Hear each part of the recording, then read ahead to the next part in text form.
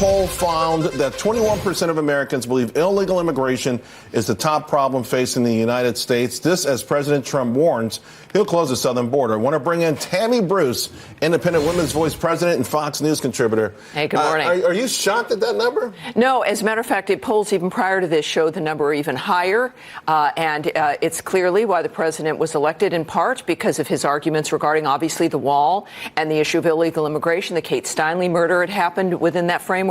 So people are aware of it. And, of course, this is highlighting what we're seeing is, to some degree, is not new. This has been an issue for a decade with people organizing to try to come into the country. Although it seems more organized, and certainly the size and the breadth and just the images of the fights in Tijuana. I mean, that was really, I don't know all the story, but I heard that a lot of folks reached out in Tijuana, and I don't know what happened, but there's been one Donnybrook after another. And what the Tijuana mayor noted was they also had a major influx of Haitians at one point a number of years ago, and he said this did not happen with those immigrants. They were respectful. They got apartments. They worked in the community. They were helpful. So it's not just the fact that there are immigrants moving into an area, but it's a matter of the attitude and the violence that has broken out. They said that's what is new.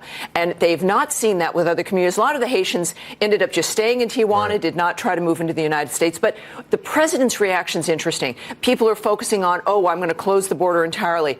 But that was a message then attached to Mexico regarding trade. He said, and that means that cars aren't going to come through and other materials aren't going to be able to get through from this was an encouragement to the Mexican government to get even more involved because it could hurt them as well.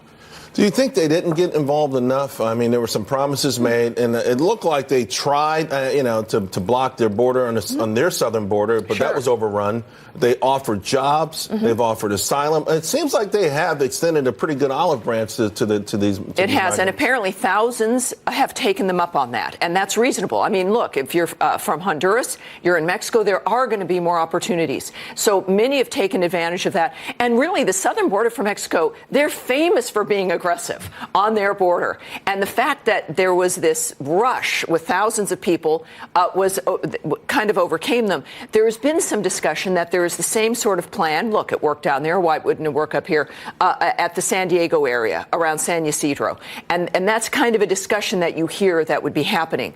And that I think the president's concerned about. We seem to have got a lot of impediments up there, which has been helpful and has worked. But I think that the president is signaling, once again, he's not going to be bullied by what, let's say, a court might say or what the left will say. He's going to stick with his commitment to keep the nation secure, not to keep people who need asylum out of the country, but to make sure that it's done in an orderly fashion. It's the very least that every nation wants. Should he shut down the government to fund the border wall? Do you think? That is a negotiating start point. Right. I don't think that what the Democrats learned last year that's a bad idea. That hurt them. I think that's a negotiating start point. But the president realizes also that he's got to start somewhere when it comes to negotiating with the Democrats. They gave up on DACA. That was going to be his real negotiating point. He was willing to give up on that. It was amazing. And the Democrats were like, no, he's got to be able to work with them on this. And I think that he'll have some success. Tammy, it's great seeing you. Thank you. Happy day after Thanksgiving. Thank you.